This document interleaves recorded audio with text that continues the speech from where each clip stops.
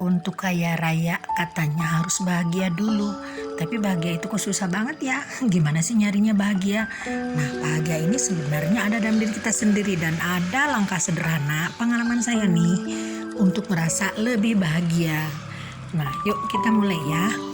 Pertama, kita harus bersyukur atas apa yang kita dapatkan hari ini, saat ini, apapun itu.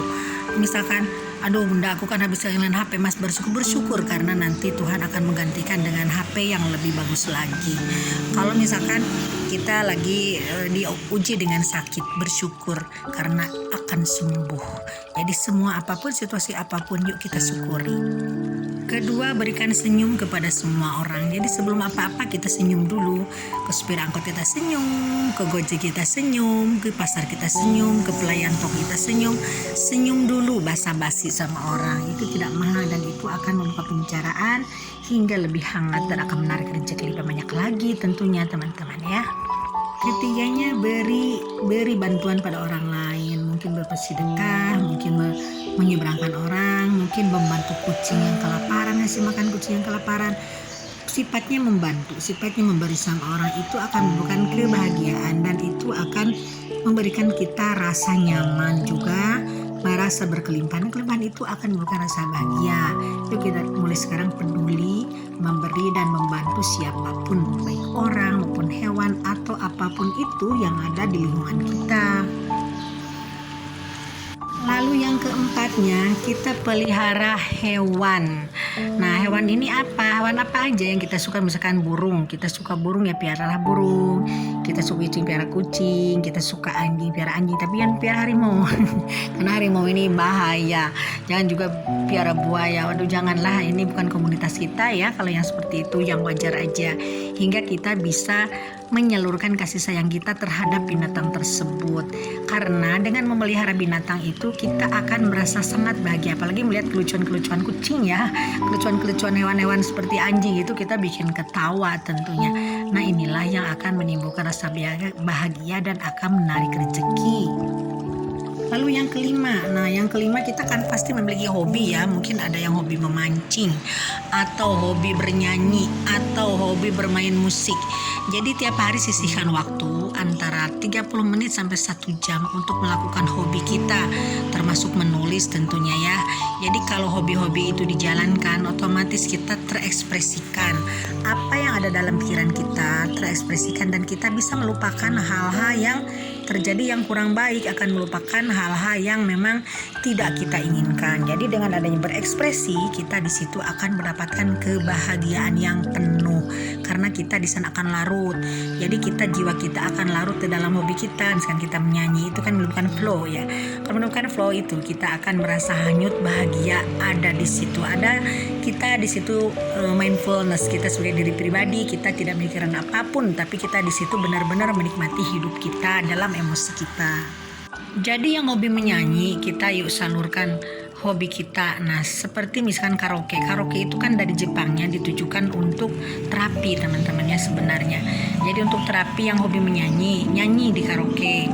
Jadi jangan sampai disalahgunakan karaoke malah dipakai kedok untuk membuka, mohon maaf, pelacuran misalkan. Jangan, karena itu sebenarnya karaoke itu sifatnya untuk terapi dari Jepangnya. Jadi orang-orang yang suka nyanyi kita tersalurkan lewat karaoke, karena kalau kita punya alat musik sekarang berapa ratus juta alat musik, jadi kita bisa menyederhanakan hobi kita melalui karaoke dengan punya audio sendiri di rumah.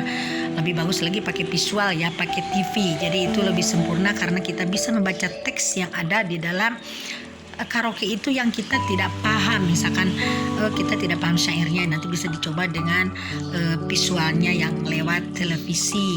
Yuk kita coba, karena ini langkah-langkah sederhana untuk rasa bahagia, untuk mencapai bahagia.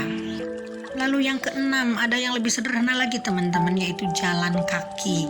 Kalau bisa jalan kaki jangan pakai alas, karena itu merupakan terapi juga alias grounding ya, yang sudah saya bahas dalam video yang lain yang kemarin gitu ya.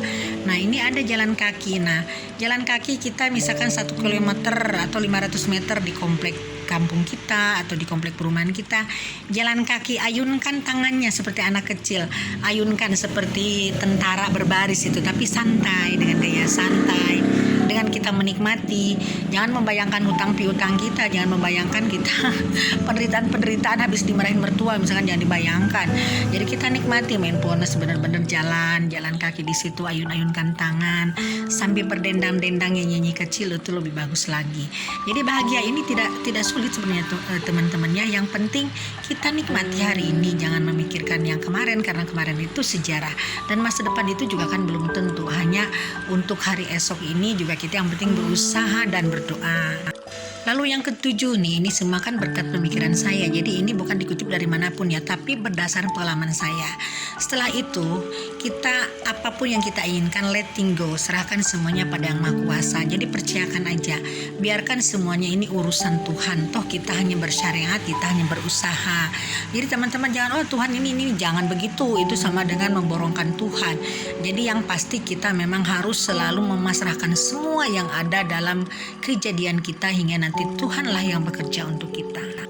Nah, tadi untuk rasa bahagia ini, untuk mencapai rasa bahagia yang sangat sederhana ini ada 7 ya. Jadi kebahagiaan itu tidak bisa diukur dengan mobil Lamborghini, tidak bisa diukur dengan punya kapal pesiar, tidak teman-teman ya. Tapi dengan melakukan 7 hal tadi itu merupakan langkah kebahagiaan pertama. Mungkin setelah kita merasa bahagia, kita nanti rezeki akan melimpah ruah, akan punya kapal pesiar, punya pesawat terbang, amin, akan punya real estate, amin, akan punya segalanya, akan memiliki jodoh yang kita inginkan. Yang penting kita serahkan semuanya kepada Tuhan, letting go.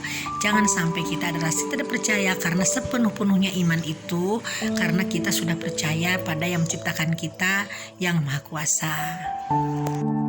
Nah, ini video sederhana ini teman-teman ya, mudah-mudahan bisa mengambil insight-nya, dan mudah-mudahan selalu jangan lupa yuk kita berdoa dan tulis doa kita di kolom komentar untuk teman-teman kita, diri kita sendiri. Wassalam.